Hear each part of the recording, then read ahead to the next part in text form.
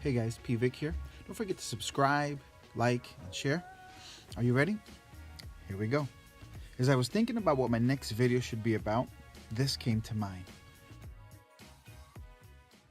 So I think it's the bravery that helps you beat this game called life. You know, they tried to scare me to not wear this hat, my own friends, but this hat, it gives me power in a way.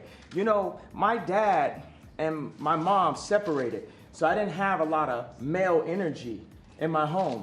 And also, I'm married to a family that, you know, not a lot of male energy going on. It's beautiful though, but there's times where, you know, it's something about, you know, I love Hillary, I love everyone, right?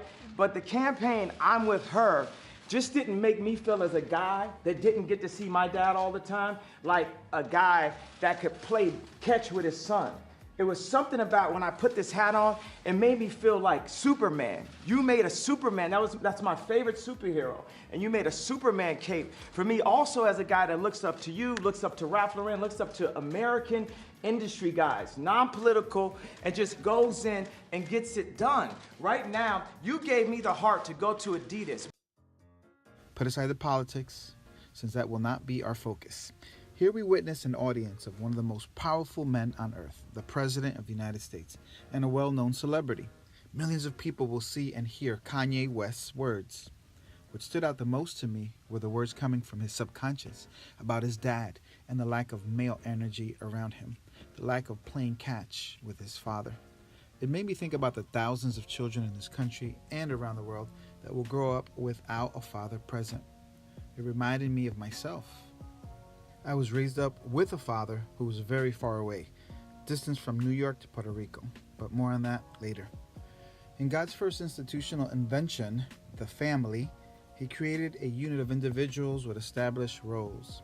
So, according to the master planner, fatherhood is a vital and important part of a person's life.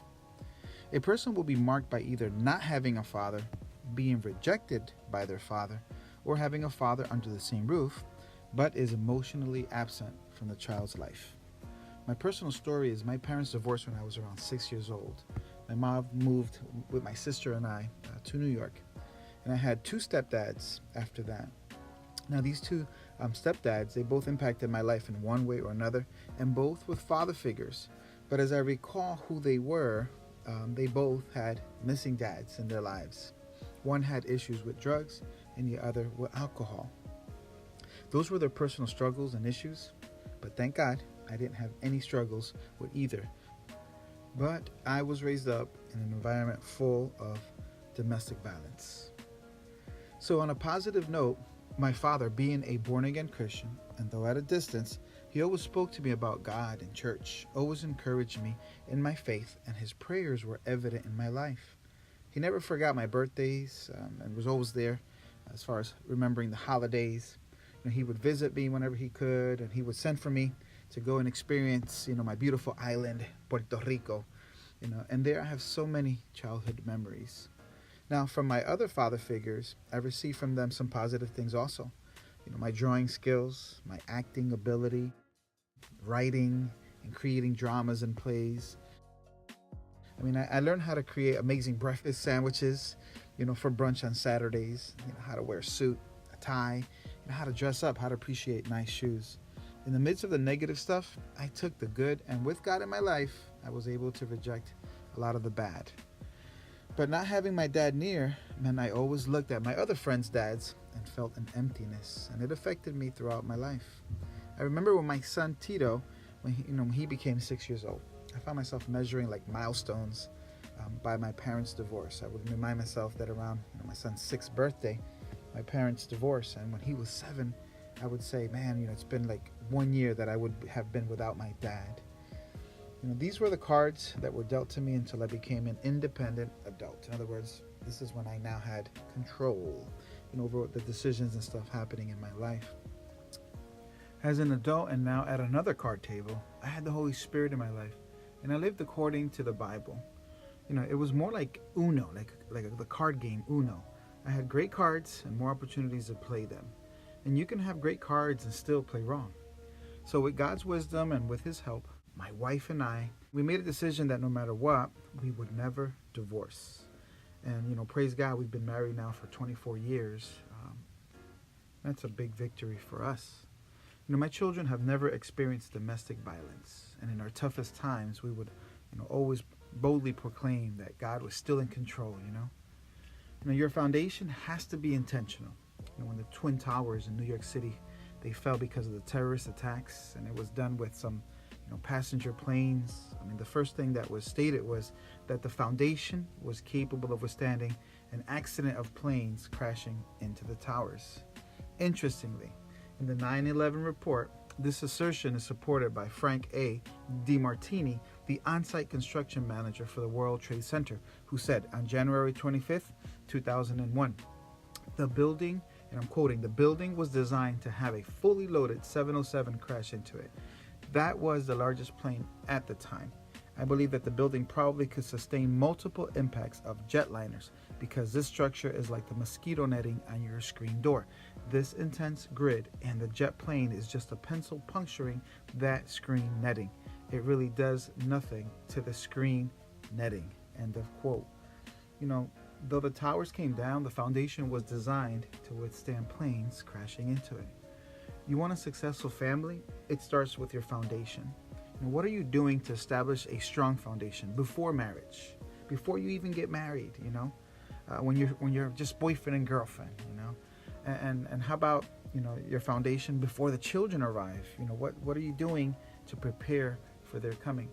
For those who are married, what are you doing right now to strengthen your marriage so that it can last, no matter what the storms might come against it? And what about the future success of your children, and especially when they become adults? The biggest distraction is that our cute children will stay young and easy to manage. But then the reality is that they grow up faster than we're ready for. And I can tell you that my kids are older now, and I see them and it's like, wow, where did time go? We lose that window of influence because time flies. What are you doing today so that your children can succeed in their future, especially in their relationship with God, their career, and marriage? My wife and I have worked very hard at this parenting thing to stand on God's instructions for raising children. In Proverbs chapter 22, verse 6, it says, God tells us to train up a child in the way that they should go, so that when they get older, they won't depart from it. And that is why many people have a hard time changing their old ways. When they were being raised up, they lacked correction, and they probably received more punishments than discipline. And it caught up with parents. By the time the child becomes an independent teen, they notice undesirable things, and then the parents are demanding immediate changes. But of course, at that time, in those stages, especially during those teenage years, we find that our children are more rebellious than anything else. Understand that God tells us to start instructing during childhood because it gets harder to form them when they pass their childhood stage. Fathers are important. I'm going to say it again. Fathers are important. Whether you're one or married to one, or you're dealing with your children's father, don't you agree? Fathers are important. How can we align ourselves to help in the restoration of fatherhood in our families and in our communities? Many fathers have failed, flat out failed, and have not fulfilled their roles. This, we know, it's a given. But there are a lot of great fathers and stepfathers out there, and we can learn a lot from them. I wonder, what is your secret for your success? What has worked, for you, and what has been your experience? And to finish, Malachi chapter 4, verse 6 says, He will turn the hearts of the fathers to their children, and the hearts of the children to their fathers. I hope that this video just kind of sparks you to sit down and think and maybe analyze where you're at as a father and see what improvements you can do and how you can ask God to help you so that you can be a great father too. Or in what areas are you lacking in that you have to work on as a father? If you can share, I think it'll be a blessing for all of us. Thank you. PVic out. Subscribe. We'll see you again next time.